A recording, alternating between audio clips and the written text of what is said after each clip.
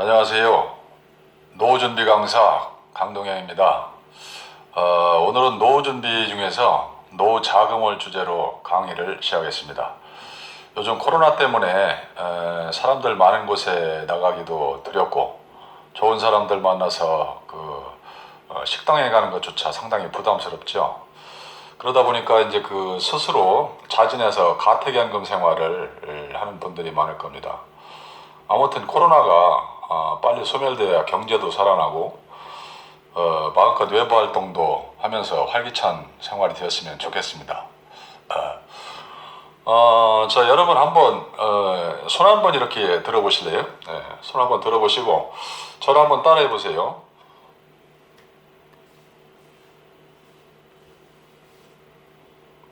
어떻게 되십니까? 자, 다시 한번 해보겠습니다. 한 번만 더 보여드리겠습니다.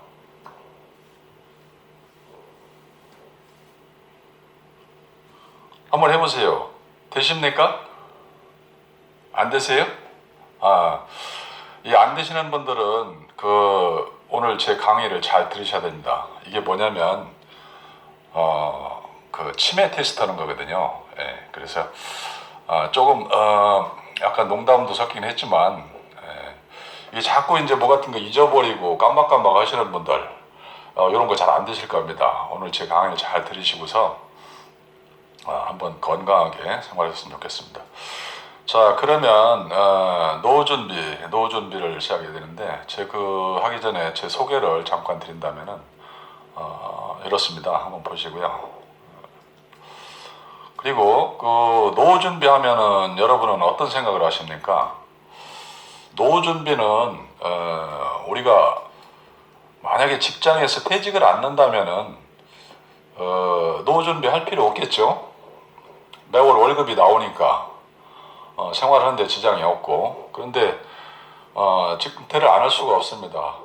그래서 노후 준비가 노후 준비를 해야 되는데, 노후 준비는 이제 여러 가지, 일단 건강이라든가 또 재무 관리, 그리고 이제 남는 시간을 어떻게 활용할 것인지 이런 부분, 여가, 그리고 가족이라든가 친지, 친구, 또 이웃이라든가 이런 분들과의 대인 관계, 이런 것을 이제 토탈 해가지고 노후 준비라고 하는데, 제가 이번에 강의할 부분은 재무 관리, 돈이죠. 여기에 관계되는 것을 말씀드리겠습니다. 여러분 뭐 아직 은퇴하시려면 아직 한 10년, 많으신 분들은 한 20년씩 남으셨죠. 뭐 먼 옛날 같은 그런 생각이 드시겠지만 이게 금방 지나갑니다. 그래서 이 퇴직을 하게 되면은 여러 가지가 사라집니다. 그 중에서 크게 한 5가지를 이렇게 짚어본다면은, 첫째, 권력이 사라집니다. 권력이라고 하니까 뭐 내가 무슨 권력을 가지고 있는 것도 아니고 그런데 무슨 권력이 있느냐 하시겠지만은, 이 권력이라는 것은 내가 다른 사람한테 내 자신이 어떤 사람이라는 것을 어필할 수 있고, 그리고 이제 내가 가지고 있는 것을 어떤 사람한테 지시를 한다든가, 또는 설명하고, 이런 부분이 권력이라고 볼 수가 있는데, 이런 것이 사라지는 것입니다. 뭐 예를 들어 가지고 지금 직장 생활 있을 때 내가 지사장이었는데 퇴직하고 나서도 지사장이 될 수가 있나요? 이런 부분은 다 이제 필요가 없는 겁니다. 그 다음에 전문성. 직장 생활을 한 20년, 30년 하다 보면은 그 분야에서만큼은 전문가죠. 누구 못지않게 그 분야에 대해서는 잘 알 수 있고, 그 분야에 대해서는 다른 사람들한테 설명도 할 수 있고 잘 알 수가 있는데, 그런 것이 이제 필요가 없어진다는 얘기. 네. 그 다음에 월급, 제일 중요한 거죠. 월급이, 여러분들은 지금 뭐 그냥 일을 하면은 매월 월급이 통장에 들어오니까 손에 쥐어보지도 못하고 집에서 이렇게 생활비를 쓰게 되는데, 이게 월급이 안 나온다는 생각을 한번 해보신 적 있습니까? 이 월급이 이제 퇴직하게 되면 안 나오는데, 한두 달은 그런 대로 뭐 어쩔 수 없지 뭐 이런 생각을 하는데, 한 3개월 정도부터 이렇게 안 나오면은 이게 그 상당히 좀 불안하고 어떤 그 대체 수입이 없다면 공포심마저 들 수가 있습니다. 그리고 그 대출 제한, 직장에 다닐 때는 신용대출이라고 해가지고 DTI, Debt to Income, 이거는 그 내가 어떤 그 재산이 없어도 내가 직장을 다니기 때문에 그것을 담보로 해가지고 신용대출을 받을 수가 있었는데 퇴직하고 나면은 이 대출을 받기가 어렵습니다. 은행에서 대출을 해줄 때는 매월 원리금제 균등 부담이라든가 이런 분에서 이자까지 포함해가지고 대출금을 상환하게 되는데 소득이 발생하지 않다 보니까 대출을 해주려고 안 씁니다.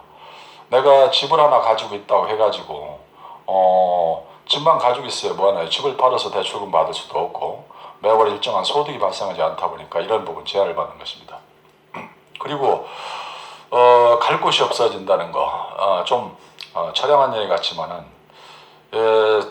직장 생활할 때는 출근하기 싫지요. 특히 이렇게 그 벚꽃이 흐드러지게 피고 한때 같은 때는 자꾸 이제 밖으로 나가고 싶은 좀 충동도 생기고 그래서 그럴 때는 어떻게 합니까? 전화하죠. 이렇게 전화해가지고 제가 갑자기 어젯밤부터 이렇게 몸살이 나가지고 오늘 도저히 출근을 못 하겠습니다. 죄송합니다. 이렇게 말하고 놀러 가죠. 저도 이렇게 해본 적이 있습니다. 그런데 이 퇴직을 하고 나면은 그렇게 그 가기 싫던 직장이 굉장히 그립습니다. 가고 싶어도 갈 수가 없어요. 아침에 이렇게 그 창가에서 출근하는 차량을 보면은 굉장히 그립고 또 저도 이제 그 직장을 제가 다니던 직장을 주변에서 한번 이렇게 가본 적은 있지만 차마 들어갈 용기가 나질 않아가지고 못 가봤습니다. 이렇게 갈 곳이 없다는 거 이런 부분을 고려해가지고 퇴직을 죄송합니다. 준비를 해야 되는데 그러면 이제 그 은퇴에 대한 인식은 어떻습니까? 우리나라 같은 경우 아직 노후 준비가 좀 덜 되다 보니까 두렵거라든가 우울하다, 비관적 이런 부분이 훨씬 기대감이라든가 희망, 낙관적인 면보다 훨씬 많죠. 외국 선진국가는 대조적으로 그렇게 좀 우울한 생각을 갖게 됩니다. 그리고 이제 그러다 보니까 은퇴 후 이제 염려되는 것이 제일 이제 염려되는 것이 경제적 요소죠. 일단 돈이 있어야 노후 생활을 할 수가 있는데 그 자금이 부족하다면은 어렵다는 얘기죠. 그리고 이제 건강. 아무리 그 돈이 많고 뭐 가진 게 많이 있어도 건강이 안 좋으면은 모든 것이 다 소용이 없는 거죠. 그래서 건강이라든가 뭐 자녀 교육, 재취업, 창업, 남는 시간 관리, 사회적 역할 감소 뭐 이런 순으로 생각을 하다 보면은 두렵다는 얘기입니다. 그리고 또 그 은퇴 환경이 많이 변했어요. 기존에는 옛날이라고 해봐야 뭐 한 3, 40년 전 1980년, 90년대 이때쯤이면은 제가 이제 직장에 입사하던 그 무렵인데 고금리였었잖아요. 제1금융권 같은 경우는 10%, 제2금융권은 12%, 13%까지 이자를 주는 곳이 있었고 고도 성장을 하다 보니까 7에서 10%의 고도 성장을 했었습니다. 그러나 지금은 어떻습니까? 저희 한국은행 기준금리가 3월 16일인가로 해가지고 1.25에서 0.75%로 바뀌었습니다. 이제 0%대 저금리 시대가 왔고, 그리고 그 저성장 1에서 2%대 그 저성장인데 지금 그 코로나로 인해 가지고 올해 아마 이보다 더 성장성이 둔화될 것으로 이렇게 예측하고 있습니다. 그리고 그 기대 수명이 이제 많이 길어졌죠. 1990년도에는 그 65.3세였었는데 지금은 기대 수명이 몇 살인지 혹시 아십니까? 맞습니다. 82.7세. 거의 뭐 한 17년 이상이나 늘어났다는 얘기예요. 30년 동안에. 그리고 그러다 보니까 이제 퇴직후 노후 시간이 길어졌죠. 그리고 또 부동산 값이 종전에는 그 이제 고성장 시대다 보니까 자고 나면 집값이 올랐는데 요즘엔 어때요? 서울이라든가 이런 그 대도시를 제외하고는 집값이 하락하고 또는 안정 추세에 있다든가, 심지어는 그 시골 같은데 이런데 그 가면은 오히려 뭐 쳐다도 안 봅니다. 이건 제가 이제 부동산 쪽에 이제 그 업을 하고 있기 때문에 이런 부분을 좀 실감하고 있어요. 그리고 연금 하면은 연금, 지금 여러분 그 연금의 필요성을 나중에 퇴직하고 나면 절실히 느끼게 될 겁니다. 이 연금이 옛날에는 필요가 별로 없었어요. 그러다 보니까 뭐 공무원이라든가 교사분들은 퇴직할 때쯤 되면은 다 그걸 연금으로 받지 않고 이렇게 반반으로 받거나 아니면은 전액 다 일시금으로 받아서 은행에다 넣어놓으면은 이율이 높으니까 좋았지 않습니까? 근데 지금은 이율이 낮으니까 아무리 돈을 갖다 은행에 넣어도 별 수익 창출할 수 없다는 얘기죠.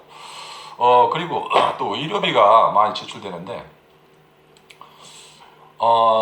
옛날에는 그 수명이 짧다 보니까 뭐 그 의료비 많이 쓰고 죽을 그런 그 시간적 여유가 없었어요. 근데 이제 그 100세 시대를 앞으로 이제 그 바라보다 보니까 65세 이상부터 사실은 의료비가 급증하거든요. 이 건강보험공단 통계에 의하면은 자기 전 생애 의료비 중에서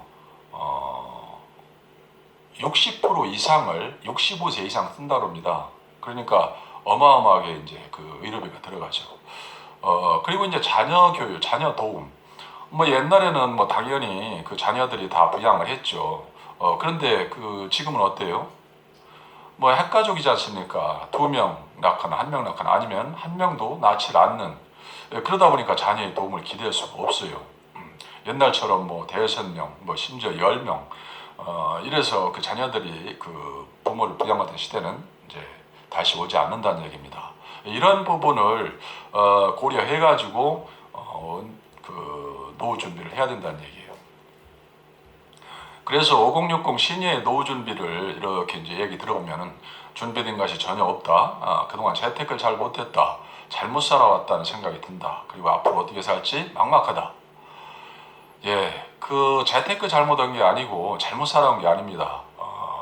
이 환경이 그렇게 변한 거예요. 그래서 노후의 그 재정적 그 준비를 얼만큼 했나 이렇게 이제 그 조사를 해보니까 그 노후 준비를 시작했다는 사람보다 시작하지 않았다는 사람이 훨씬 더 많았고, 실제 뭐 노후 준비를 시작뿐이 아니라 노후 준비를 이미 된 사람들은 그렇게 많지가 않았다. 뭐 40% 미만 이렇게 좀 통계가 나오고 있습니다. 그 못한 이유는 뭐 빠듯한 소득이라든가 자녀 교육 비용 뭐 이런 게 이제 여러 가지 이유가 되겠죠. 예. 자, 그러다 보니까 그 준비된 그 100세 시대 노후 준비를 잘 해놓은 외국 선진국이라든가 이런 사람들, 우리나라도 이제 그 지금은 많이 인식이 바뀌어가지고 노후 준비를 많이 하고 있죠. 젊었을 때부터 노후 준비를 하는데, 그래서 노후 준비가 완벽하게 된 사람들은 어떠냐? 보기 좋지 않습니까? 이렇게 이제 칵테일을 마셔가면서 여행도 다니고 서로 이제 그 부부간에 다정하게 대화도 하는 모습 얼마나 좋습니까? 그런데 노후 준비를 하지 못한 사람들은 이렇게 이제 그 힘들게 퇴직하고서도 일을 해야 되고 뭐 폐지도 죽고 이럴 수밖에 없다는 얘기입니다. 그래서 젊었을 때부터 노후 준비를 착실히 해야 된다는 그런 말입니다.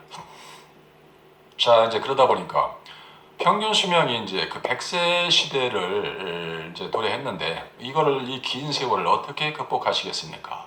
자, 이것을 이제 그 뒷받침하기 위한 인구 피라미드 변화 한번 볼까요? 1960년부터 2067년까지 한 100년 동안 한번 그 재미난 자료가 있는데 잠깐 보시겠습니다. 인터넷이 되면은 나올 겁니다.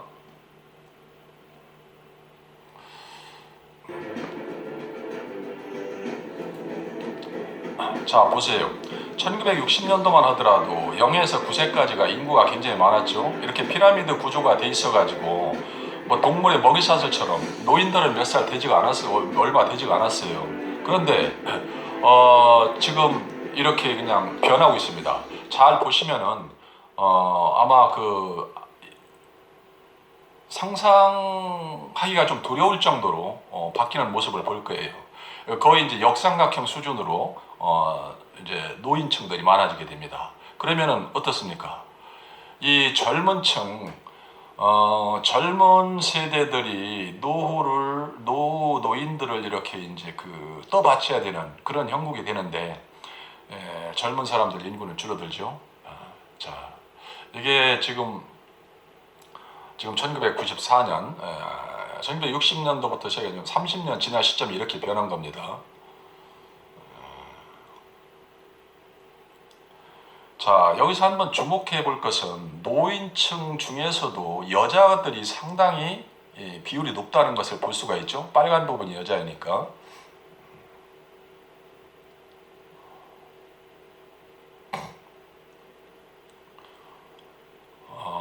지금이 이제 그 2020년인데 2020년 때 보면은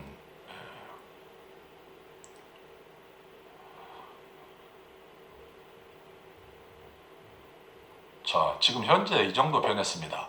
이게 사실일까 하지만은 이게 그 매년 그 통계청 자료에 의한 거기 때문에 이게 정확한 거거든요.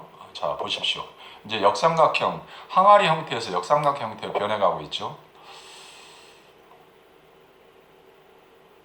네, 시간 관계상 더 이상 안 보겠습니다. 네, 이렇게 이제 점점 더 변해가고 있다는 것을 알 수 있습니다.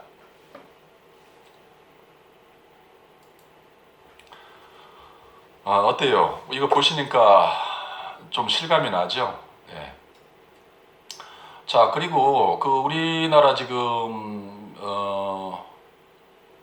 현재는 고령 시대인데, 고령화는 2000년도고, 고령 사회인데, 요거는 그 100명 중에 이제 그 65세 이상 노인이 14명 정도 있다는 그런 뜻이거든요. 그리고 이제 그 초고령 사회라고 그래가지고, 요게 2026년도에 이제 도달할 예정인데, 그때가 되면 65세 인구가 20%니까 20명, 100명에 20명 정도 된다는 얘기예요. 이것이 일본은 이미 2006년도에 도달했고, 미국 같은 경우는 2030년도에 이제 도래해야 되기 때문에 아직 한 10년 정도 남았네요, 미국은. 그런데 이 그 증가 소요년 수를 보면은 우리나라가 상당히 빠릅니다. 그 고령화사에서 고령사회로 넘어가는 시점이 그 미국 같은 경우는 72년, 우리는 17년. 대단하죠. 자, 그리고 뭐 이런 식으로다가 엄청난 빠른 속도로 증가하고 있고, 한국과 그 일본의 그 100세 이상 인구 증가 추이를 보세요. 뭐지 급격하게 이제 급상승하고 있잖아요. 그리고 우리나라 그 인구조사, 금년도 인구조사만 봐도 100세 이상 인구가 벌써 2만 명이 넘어섰어요.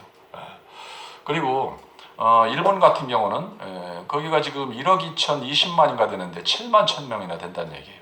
자, 그 100세 이상 인구 분포를 보면은 지금 미국 서울 같은 경우는 뭐 제일 인구가 많으니까 5,800, 뭐 충청남도 같은 경우는 800명 정도 되네요. 자, 이렇게 됐고, 지금 기대 수명도 보세요. 82.7세 많이 늘어났죠? 자, 그래서 이제 미래를 위한 준비는 이제 앞으로 어떻게 할 것인가에 대해서는 다음 시간에 설명드리도록 하겠습니다. 감사합니다.